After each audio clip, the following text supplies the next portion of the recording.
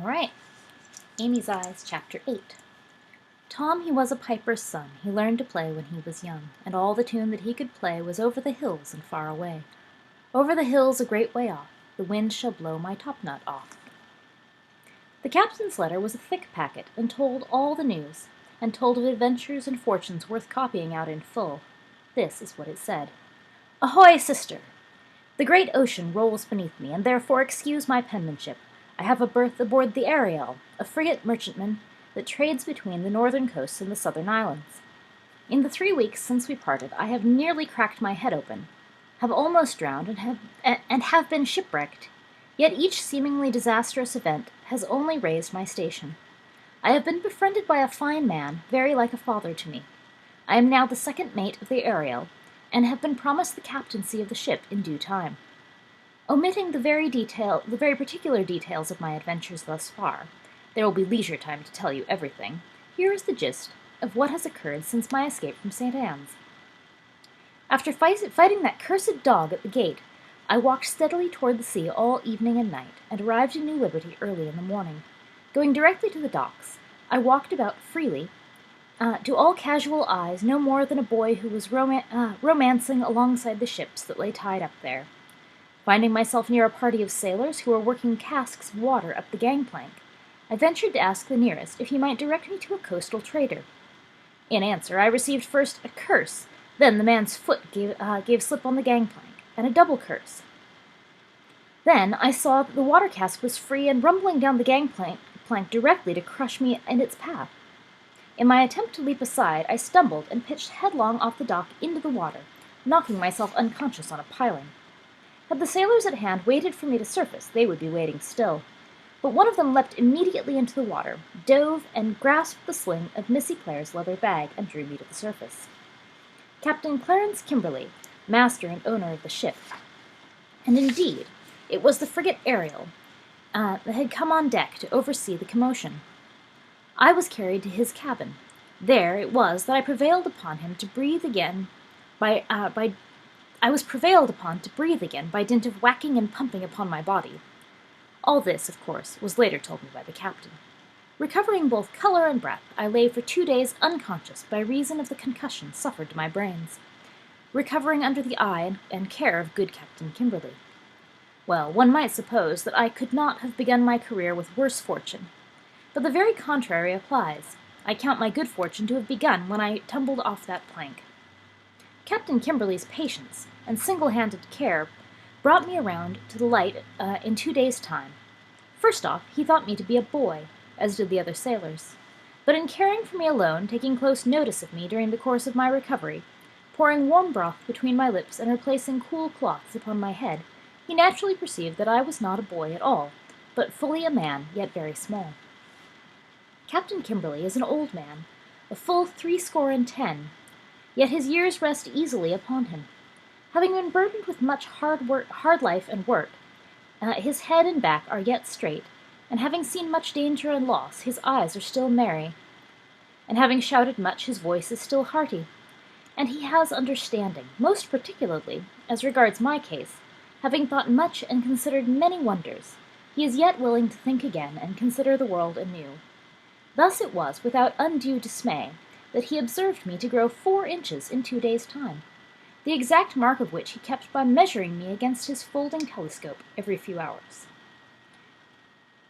When at last I recovered, and had been made acquainted with my accident and condition, and how I came to be aboard the Ariel, Captain Kimberly very frankly broached the subject of the curiosity of my size and my unnaturally rapid growth.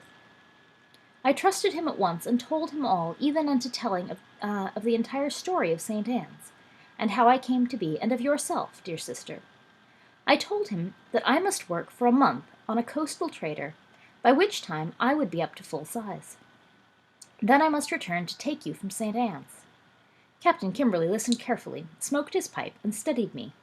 Presently he got up from the chair at my bedside and strolled around the cabin for a while. Then he sat down again and told me something of his life. He had never married, he said, being too busy in the ways of the sea, but had always wanted a son. And now, he being 70 years old, it was too late. And even in such a remarkable case, he was too old to enjoy watching a son grow up. But in the past 2 days, he confessed, it was almost as if I were a boy growing up very rapidly. He said he felt like a father observing it and caring for me, and he said he had feelings he had never felt before, but perhaps I am saying too much of this matter, it being so close to his heart. Never mind, then. The Ariel was not a coastal trader, but carried in its hold goods from the southern islands: tobacco, indigo, Spanish brandy. The captain had laid up at New Liberty these past 2 days because of a fever on board, thought to be due to bad water. The second mate had died, and the Ariel was taking on fresh water. Now, the fever having passed, Captain Kimberley was making sail for the ports farther north, where the exotic goods we carried would be sold. Then the Ariel would return to the southern islands with luxury from the northern ports to profit the ships and crew. And so Captain Kimberley said that if I would sail north with the Ariel, on our return passage I could be put aboard the pilot ship off New Liberty, and return to St. Anne's, as was my plan. Furthermore, if I would take residence in New Liberty, Captain Kimberley promised me a berth as second mate, when again the Ariel returned to that port. It was a handsome offer, and I accepted, of course. Meanwhile, said the captain, he would watch me grow, and I would learn things of the sea. So it was concluded, and I was most happy indeed. Yet an adventure followed that changed this plan entirely. 3 days out of New Liberty we were thwarted by wind and thrust upon a rocky shelf a mile from shore. We were in grievous danger of sinking, since the bow of the ship was caught between 2 great rocks and split below the waterline. So it seemed the Ariel must surely sink when the rising tide released us from the grip of stone. Now Captain Kimberley had thought it best that my particular condition be held a secret for a while, and I had been seldom observed on deck the Ariel. I had grown another inch or two, which in any ordinary aspect is a bit unaccountable, and Captain Kimberley wished not to alarm the crew. But many secrets come to light aboard a sinking ship.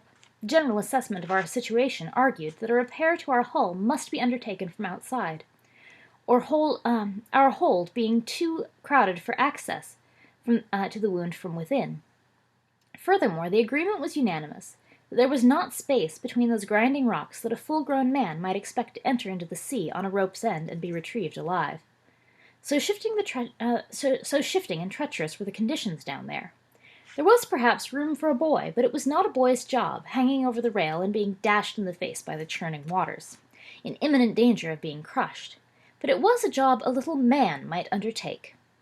And so I perceived it, standing there, on the heaving deck, hanging on to a ratline, in the howling wind. Then all at once I sailed my hat into the water, and, this is very strange to me, I began calling out commands. Captain Kimberley was as much surprised as the other men, but he nevertheless seconded my every word with a nod and a gruff order to back me up.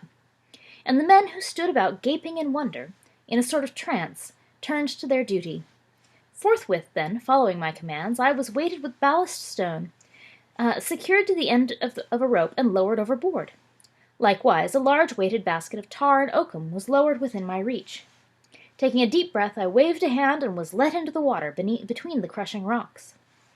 I confess to you that, because of my recent experience with near drowning and the blow to the head, I was much in dread down there in that narrow, shifting space.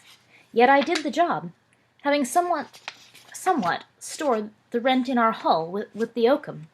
I then called for boards, sledge, and spikes.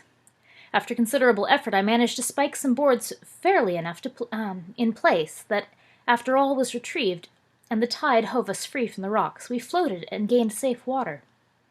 We at last made our way to our destined port and unburdened ourselves of our cargo. We then laid up in dry dock for the repair of the Ariel's hull. In a week's time we were seaworthy again. We filled our holds with goods from the southern islands and sailed on a booming tide, myself now dressed in a new blue uniform and standing close to Captain Kimberley on the afterdeck, surveying the widening fortunes that lay before me. Captain Kimberley shared his cabin with me, and in the evenings, over our pipes, mine recently purchased, and wine, we discussed my singular case. However much the captain might question me concerning nautical affairs and the various details of navigation, sailing, and the general command of a ship, I had the answer quickly to mind and tongue. We pondered how this should be so, since I had never been schooled in such a wealth of information. At last we concluded that it was only the most perfectly natural outcome that could be expected, such as, had I been created as a carpenter doll, then I would know everything a carpenter should know, or if I had been created a tailor doll, I would know everything a tailor should know. And the application of the rule would no doubt apply if I had been created as a farmer doll, a blacksmith doll, a baker doll, and so forth. So having been created a seafaring captain, then the whole business of seafaring I rightly knew, and we found no mystery in it at all. We smoked our pipes and sipped our wine with great satisfaction. Then, and Captain Kimberley looked at me with the pride of a father. At length the captain told me that for some time he had been of the desire to quit the sea.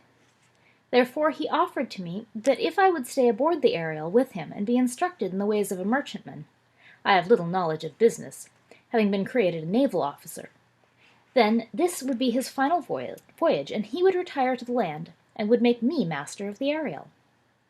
Now believe me, dear Amy, I could not have accepted this most generous offer but for one thing alone.